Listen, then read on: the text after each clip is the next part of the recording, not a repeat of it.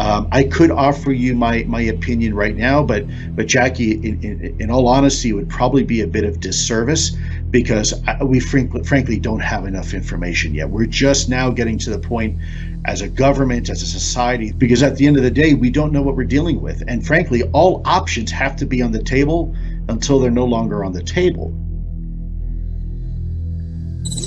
I don't want to get into that, but I'm not going to really get into that here. I don't want to get into that kind of stuff. I can't say who they were, but no, I just can't tell you who it's from. Okay. And I was saying some other crazy shit that I can't repeat. That's the shit I can't tell you. You don't know what I know. Right. Well, Look, I've been here for 6 months, and I'm pretty skeptical. I don't trust anything in this town. With that being said, there's been a lot of things that have been said in the public, Mr. Grusch, and so I want to get down to, if we can, some specifics, right? I know of multiple colleagues of mine that got physically injured. I can't get into the specifics in an open environment. Have you seen the spacecraft? I have to be careful to describe what I've seen firsthand and not in this environment, but I could answer that question behind closed doors. Yeah. And have you seen any of the bodies? That's something I've not witnessed myself. Okay. Bro, come on now, dog. Come on, man. If you want to imagine a 3D object such as yourself casting a shadow onto a 2D surface, that's the holographic principle. So you can be projected, quasi-projected from higher dimensional space to lower dimensional. It's a scientific trope that you can actually cross, literally, as far as I understand, but there's probably guys with PhDs that we could probably argue about that. But you have not seen any documentation that that's what's occurring? Only a theoretical framework discussion. Yes. Okay. Okay. I mean, that's a hypothetical situation. I'm not aware of any historical situation that would match that you described. So you're not aware? It has not happened that you're aware of? That I'm aware of. Thank you, Mr. Chairman. I yield back.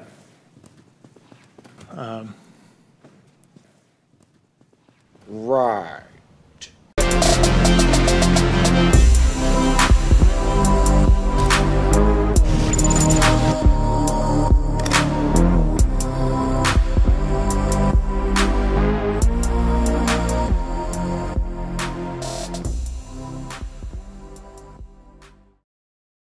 Hey, what's up guys? Tyler here with Secure Team. So today, I want to cover a topic that has been much requested by you guys.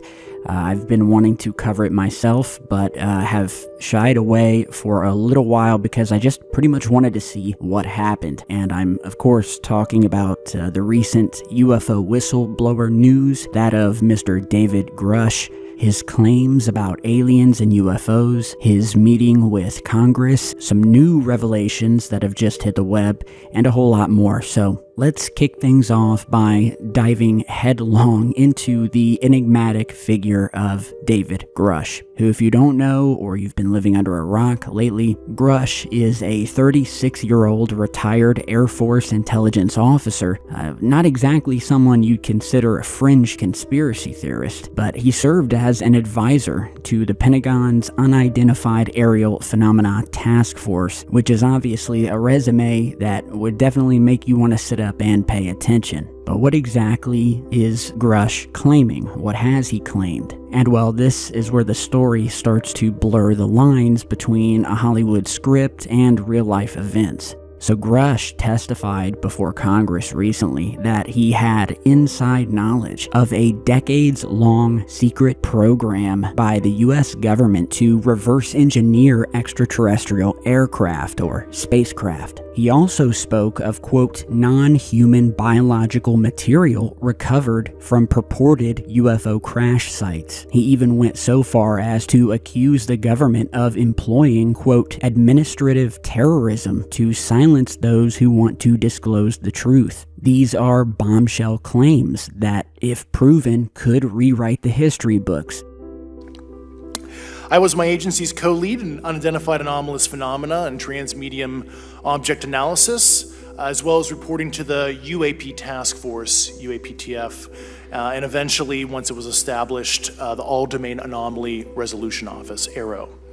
following concerning reports from multiple esteemed and credentialed current and former military and intelligence community individuals that the U.S. government is operating with secrecy above congressional oversight with regards to UAPs. My testimony is based on information I've been given by individuals with a long-standing track record of legitimacy and service to this country, many of whom also have shared compelling evidence in the form of photography, official documentation, and classified oral testimony to myself and my various colleagues. I believe strongly in the importance of bringing this information before you.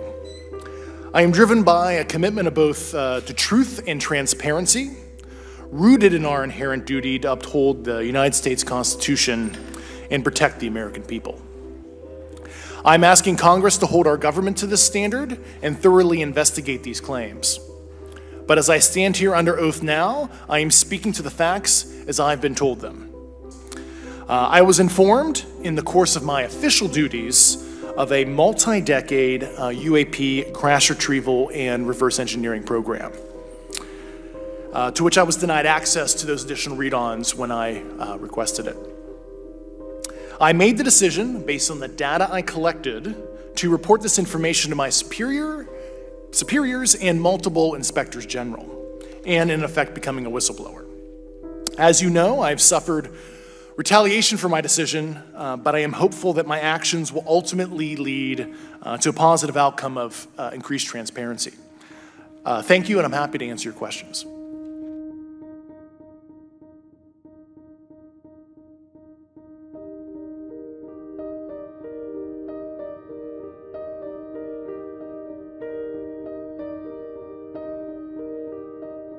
Bear with me, because we've been here before many times, especially if you followed the channel, but I'll do my best to lay it all out for you.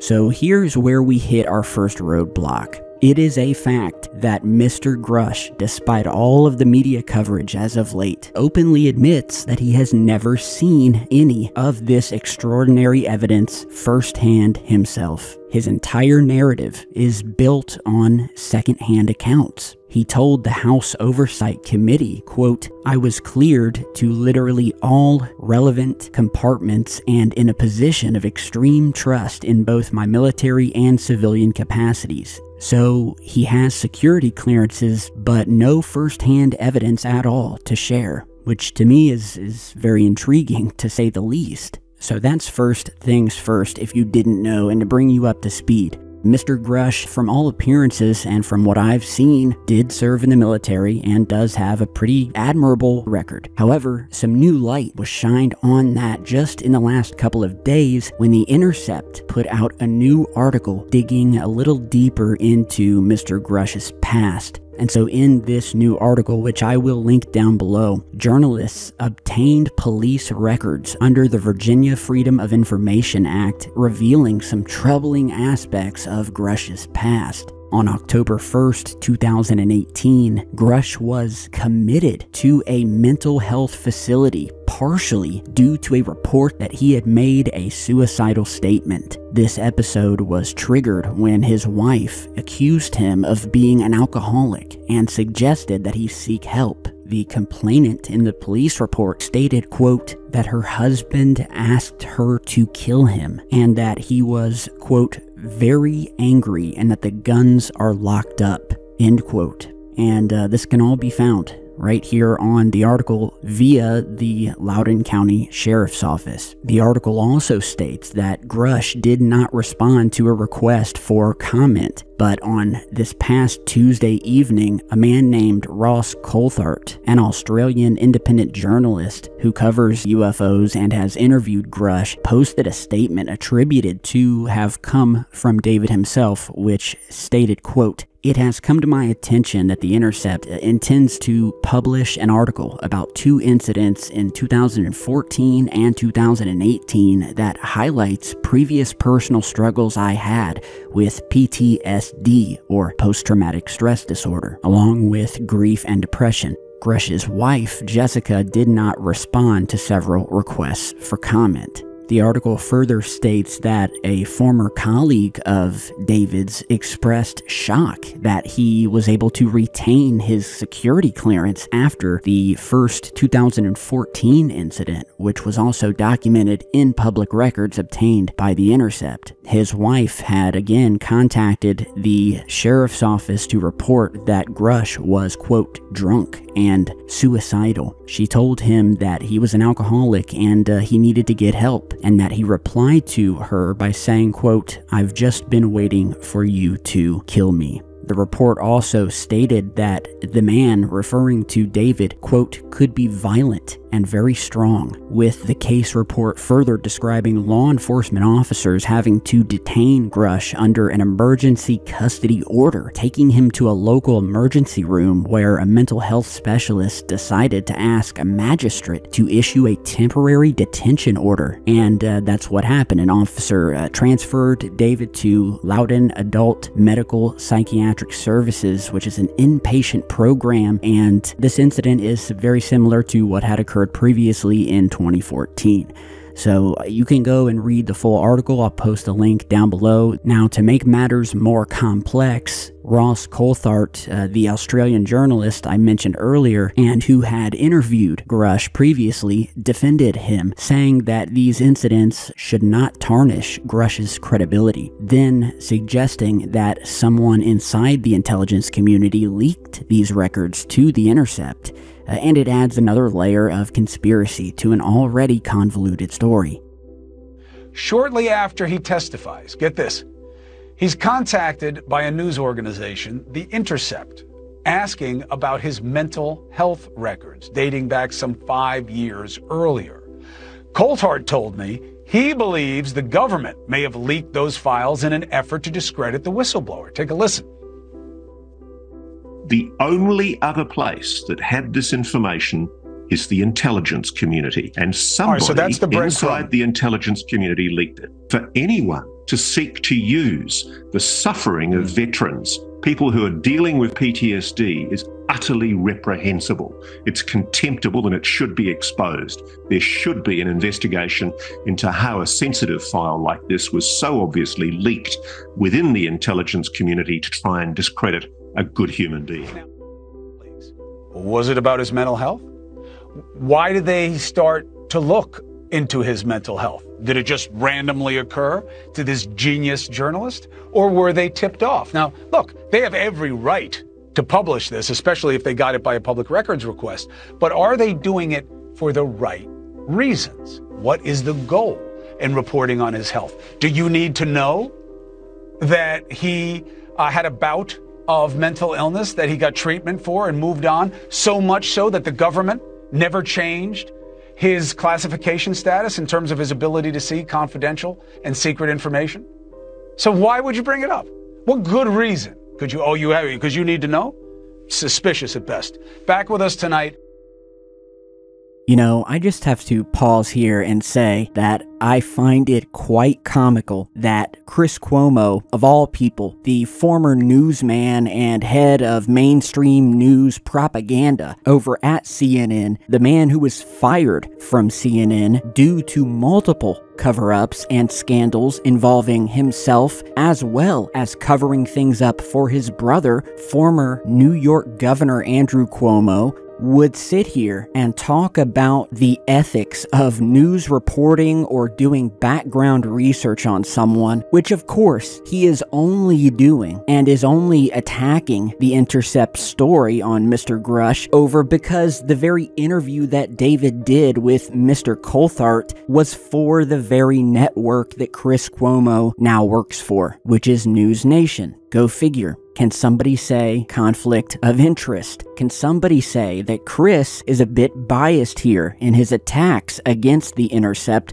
for doing absolutely standard textbook background research on David Grusch, and through easily found public information via a FOIA request, revealed, some very troubling information about Mr. Grusch's recent past. Information that is very pertinent to this story and that speaks to his mindset, it speaks to his character, his radical behavior at times in the past, and, speaks to what is in my view, without a doubt, legitimately important stuff to the very essence of who David is, and to me, and I would think to all of you guys who are searching for truth out there, what The Intercept did here was completely and totally legit in terms of looking into this man's background, especially seeing as David Grusch isn't just some average Joe that The Intercept decided to pick on or pick out of nowhere. We are talking about a man that has placed himself, or rather been placed, onto the world stage by none other than Jeremy Corbell and his mentor George Knapp, who have been behind a lot of the UFO/UAP stuff that's been happening lately, although many of you probably wouldn't know that, but you can no doubt see them sitting directly behind David during the entire congressional hearing, and with Jeremy likewise looking very nervous at times with some of the answers that Mr. Grusch was giving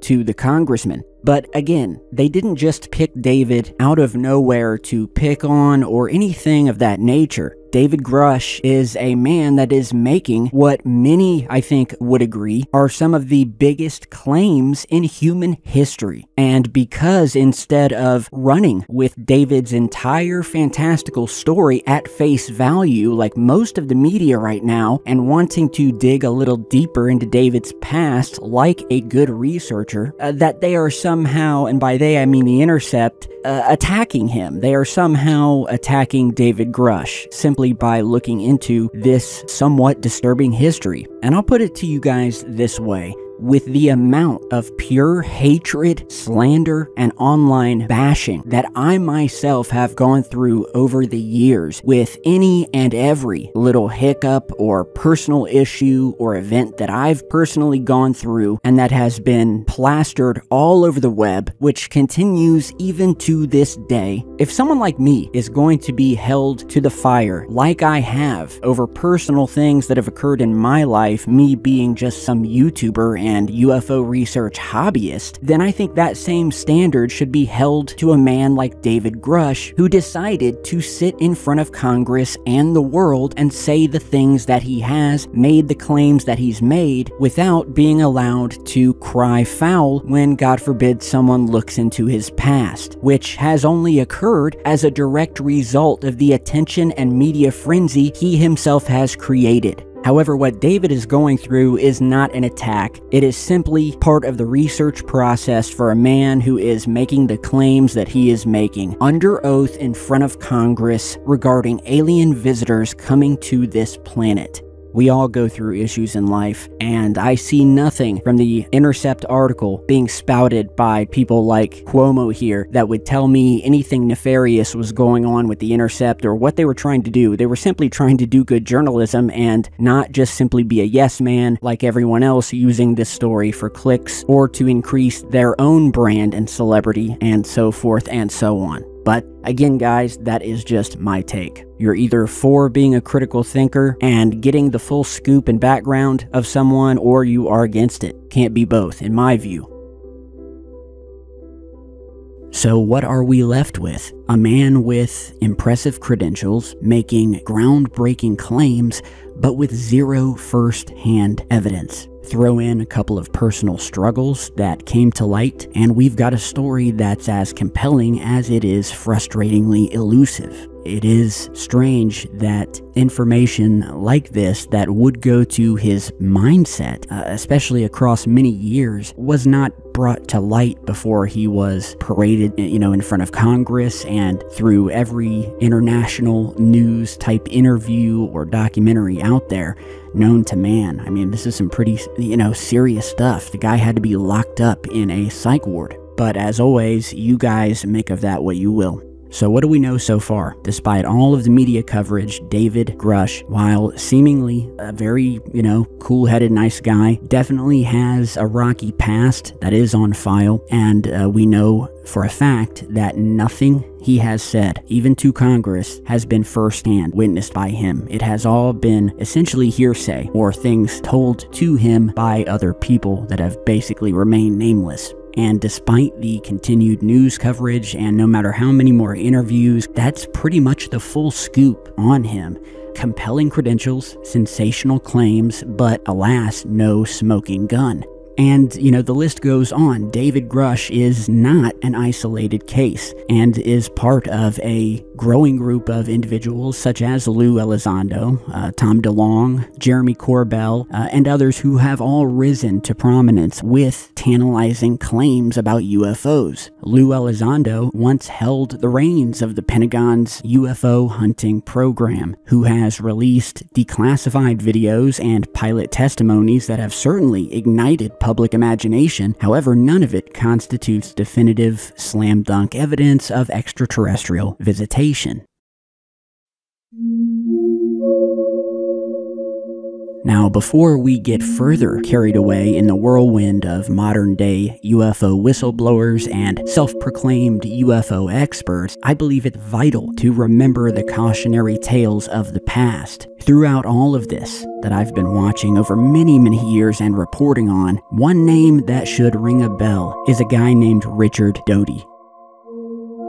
For those not familiar, Doty was a government agent, a disinfo agent for the Air Force Office of Special Investigations in the 1980s, and this man orchestrated an elaborate disinformation campaign that literally drove a UFO researcher by the name of Paul Benowitz to the brink of insanity, and that is no over-exaggeration. He drove a man insane, and Richard Doty didn't stop there. He also deceived several other individuals, feeding them fabricated stories about government cover-ups, secret bases, and alien technology. The aim? To divert attention from classified military projects and to muddy the waters of UFO research. His tactics were so effective that they cast a shadow of doubt over the entire field, a shadow that, to some extent, still lingers today. Now, why am I bringing up the ghosts of UFO past in a discussion about today's figures like David Grusch or Louis Elizondo? Well, the answer is simple yet alarming, because history has a knack for repeating itself, especially when it's convenient for those who wish to deceive. Given the lack of hard evidence and the ever-changing claims emerging from these modern figures that we're seeing in the news, skepticism isn't just recommended, it is essential. And we need to ask ourselves some hard questions. Could today's whistleblowers be the Richard Dotys of our time? Or perhaps are these whistleblowers being manipulated by a new generation of Dotys lurking in the shadows of government agencies? Either way, the absence of conclusive evidence should serve as a red flag. Whether it's David's constantly evolving narrative or Elizondo's carefully parsed statements, we should all be cautious. People like Richard Doty showed us how easy it was to make the untrue appear true and to turn lies into commonly accepted facts. His actions revealed that the agenda of some individuals might not be disclosure, but rather deception, whether self-imposed or orchestrated by others. So as we navigate this new era of UFO revelations, or lack thereof, let's not forget the lessons learned from the Richard Dotys of the world. They remind us that we should be cautious in who we trust, skeptical of what we hear, and critical of what we see. Otherwise, we risk falling into the same traps that ensnared many before us, led astray by disinformation and false prophets. In the search for extraterrestrial truth, the greatest enemy might not be the government or even the skeptics, but disinformation, whether it comes from a government agent or a charismatic whistleblower.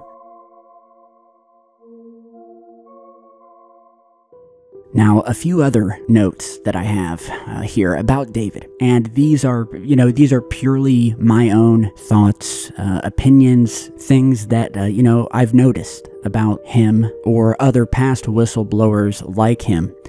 I guess the first to start off with would be with Mr. Grusch's conviction. So what do I mean by that? Well, I've recently watched at least 15 different interviews, 10 or 15, with David Grusch, and I have to say, something felt a bit off. Now, don't get me wrong, Grusch comes across as a very kind, soft-spoken individual with a respectable background in the military. However, when it comes to the substance of his claims about UFOs and ETs, I found his presentation less than compelling. His demeanor, while gentle, almost veers into a sort of a childlike naivete. He uses some scientific terminology, sure, but the way he articulates his points leaves you wondering if he fully grasps the gravity of what he's claiming. It's not that I'm saying he's lying, but there's a noticeable disconnect between the magnitude of his assertions and the conviction with which he delivers them. And this raises questions for me. And would someone like Grusch really be the go-to individual for the government's most tightly guarded secrets on this subject? Color me skeptical, that's totally fine. I'm just playing devil's advocate here and trying to think critically, which is something that I have instilled in you guys since I started this channel. And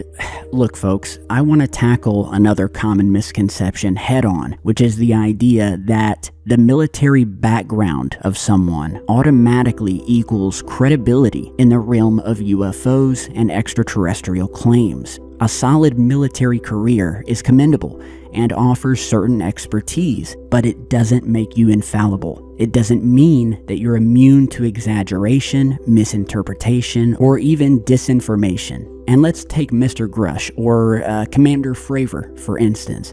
Both men have impressive military backgrounds, and I 100% respect their service. But let's also be honest, a military career doesn't necessarily make you an expert in identifying unexplained aerial phenomena or UFOs. You are trained to identify enemy aircraft, sure, but extraterrestrial spacecraft, that's not exactly in the basic training manual. Having a military background might make you more accustomed to handling classified or sensitive information, but it doesn't automatically validate the veracity of your claims, especially when those claims are as extraordinary as recovered alien technology or secret government programs. Mr. Grusch claims that he knows the locations of alien spacecraft that we have recovered, and that the government also has unearthly biologics. In other words, alien bodies as well. And again,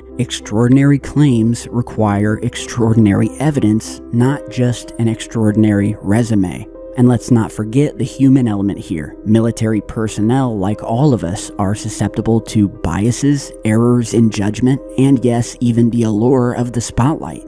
So before we canonize anyone as the ultimate truth bearer based solely on their service record, let's remember to apply the same scrutiny and skepticism that we would to any other witness. Switching gears here, but also linked with this whole story today, I want you guys to take a look at a recent report from NASA, which is being likewise reported on by mainstream news online after a rigorous month-long investigation involving a team of 16 scientists and experts, including retired astronaut Scott Kelly. NASA came to a clear conclusion regarding their study into UFOs, stating, quote, "At this point, there is no reason to conclude that existing UAP reports have an extraterrestrial source. The majority of these UFOs or UAPs could be explained through known terrestrial phenomena or occurrences." So essentially, NASA just came out and said, yeah, after months of study, everything we have seen or looked into has nothing to do with aliens. And so, again, we have conflicting information coming out, as we do every week, every month, and every year. It seems like NASA and the government flip-flops almost every other day on whether UFOs are of an alien nature or nothing at all and completely explainable. So I will post the link to this interesting article down below as well.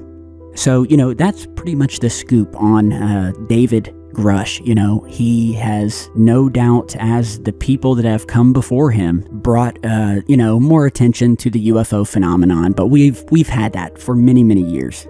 I just have to say, I wish that whistleblowers like Mr. Grusch would actually have some concrete evidence instead of just, well, I was told this by someone else and I didn't actually see it myself whatsoever. That's the basic definition of hearsay, and it does not help us. So he can do all the interviews he likes and all of the talks in front of Congress, but the fact still remains, straight from Mr. Grusch himself, that he has seen absolutely none of what he has claimed, much like a lot of the past whistleblowers that have come forth, which is exactly why I've been hesitant to even comment on it, because I felt like I knew exactly where it was going, and it is.